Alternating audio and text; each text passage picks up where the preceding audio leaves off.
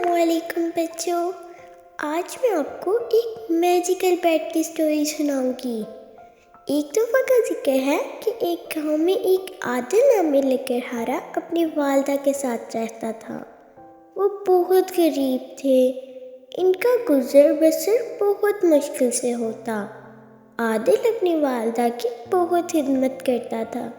वालदा खुश होकर आदिल को बहुत सी दुआएं देती और कहती कि बेटा, अल्लाह पाक तुम्हें एक दिन ज़रूर कामयाब करेंगे, इंशाअल्लाह।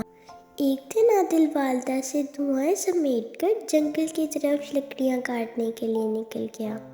आदिल एक बहुत रहमदिल लड़का था। वो जब भी किसी दरख्त को काटता तो इससे इजाज़त तलब करता।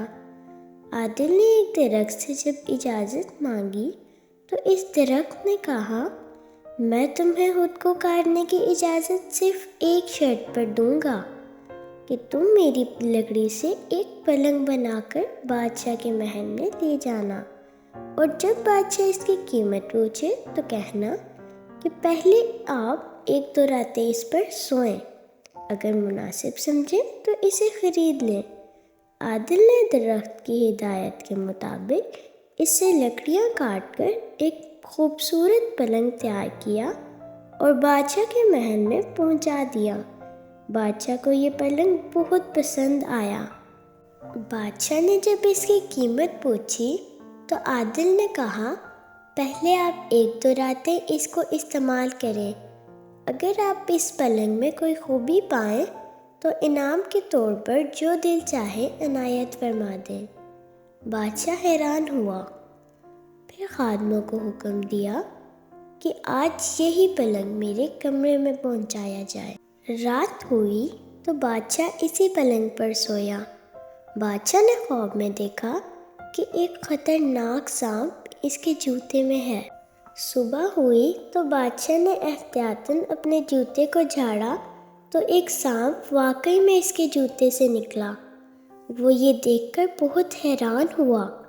दूसरी रात जब बादशाह सोया तो इसने देखा कि इसकी ख़ास कनीज़ ने उसे दूध का गिलास दिया, जिसे पीकर इसकी वफ़ात हो गई। अगले सुबह जब बादशाह बेदार हुआ तो कनीज़ बादशाह के लिए दूध लाई। बादशाह ने वो दूध खुद पीने की बजाय एक बिल्ली को पिला दिया। जो ही बिल्ली ने वो दूध पिया वो मर गई। बादशाह को कनीज़ पर बहुत गुस्सा आया और इसने कनीज़ को कैद में डाल दिया। बादशाह समझ गया कि ये कोई आम पलंग नहीं बल्कि एक जादुई पलंग है। फिर इसने आदिल को बुलाया और सोना चांदी इनाम के तौर पर इसको पेश किए। आदिल और इसकी वालदा बहुत मालदार हो गए। दोनों अब बहुत आराम की ज़िंदगी बसर करने लगे। तो बच्चों, इस कहानी से हमें ये सबक मिलता है कि हमें अपने वालिदैन की बहुत खिदमत करनी चाहिए, क्योंकि वालिदैन की दुआएं अल्लाह ताला कभी रद्द नहीं करते। अल्लाह हाफिज़, फ़ी अमानिल्लाह।